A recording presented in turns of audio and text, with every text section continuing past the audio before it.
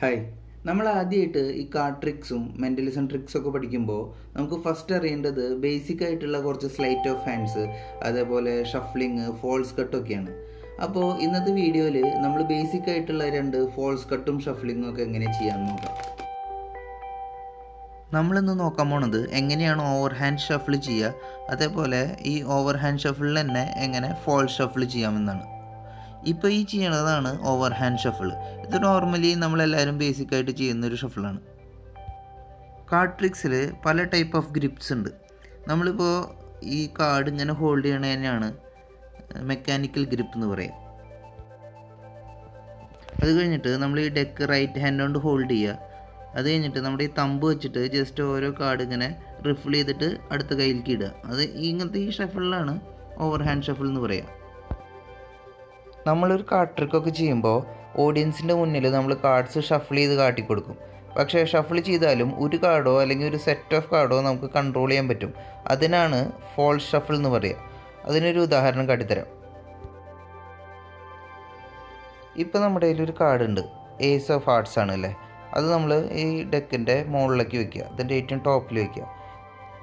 എന്നിട്ട് നേരത്തെ പറഞ്ഞ പോലെ ഓവർ ഹാൻഡ് ഷഫിൾ ചെയ്യുക. പക്ഷെ നമ്മൾ ഈ ടോപ്പ് കാർഡ് മാത്രമേ ഫസ്റ്റ് എടുക്കുള്ളൂ.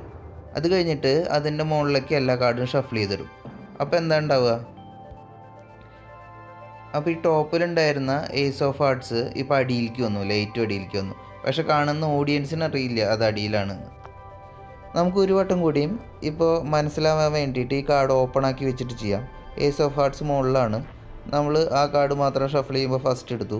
അത് കഴിഞ്ഞിട്ട് അതിൻ്റെ മുകളിലേക്ക് എല്ലാ കാർഡും ഷഫിൾ ചെയ്തിട്ടു. അപ്പോൾ ഇതിനാണ് ഫോൾസ് ഷഫിൾ എന്ന് പറയുക. അപ്പോൾ തിരിച്ച് ഏസ് ഓഫ് ഹാർട്സ് അതിൻ്റെ അടിയിൽ തന്നെ വന്നു.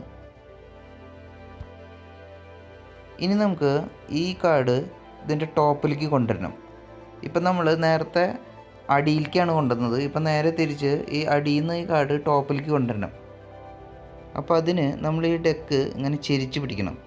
അതെന്തിനാണ് ഇങ്ങനെ ചെരിച്ച് പിടിക്കണമെന്ന് വെച്ചാൽ നമ്മുടെ ഓഡിയൻസ് മുന്നിലാവും ഇരിക്കുന്നുണ്ടാവുക. അപ്പോൾ നമുക്ക് ഈ ഡെക്ക് ഇങ്ങനെ നേരെ പിടിക്കാൻ പറ്റില്ല. അപ്പോൾ അവർക്ക് കാണാൻ പറ്റും ഈ അടിയിലത്തെ കാർഡാണ് നമ്മൾ കൺട്രോൾ ചെയ്തിട്ട് മുകളിലേക്ക് കൊണ്ടുവരുന്നത് എന്ന്. അതുകൊണ്ട് ഇങ്ങനെ ചെരിച്ച് പിടിക്കുക. എന്നിട്ട് നേരത്തെ ചെയ്ത പോലെ തന്നെ നമ്മൾ ഈ ഫസ്റ്റ് ഈ കാർഡ് മാത്രമാണ് എടുക്കണം.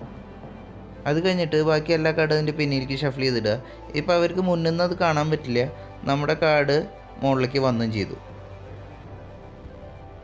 അപ്പോൾ ഇങ്ങനെയാണ് ബേസിക്കായിട്ട് ഒരു ഷഫിള്, ഫോൾ ഷഫിള് അല്ലെങ്കിൽ ഒരു കാർഡ് കൺട്രോൾ ചെയ്യുകയൊക്കെ ചെയ്യണത്. ഇത് എന്തിനാണെങ്കിൽ നമ്മളിനി വേറെ കാർഡ് ട്രിക്സ് ഒക്കെ ചെയ്യുമ്പോൾ ഈ ബേസിക് കാര്യങ്ങൾ നമുക്ക് അറിഞ്ഞിരിക്കണം. അപ്പോൾ വീഡിയോ ഇഷ്ടമായാൽ സപ്പോർട്ട് ചെയ്യാം.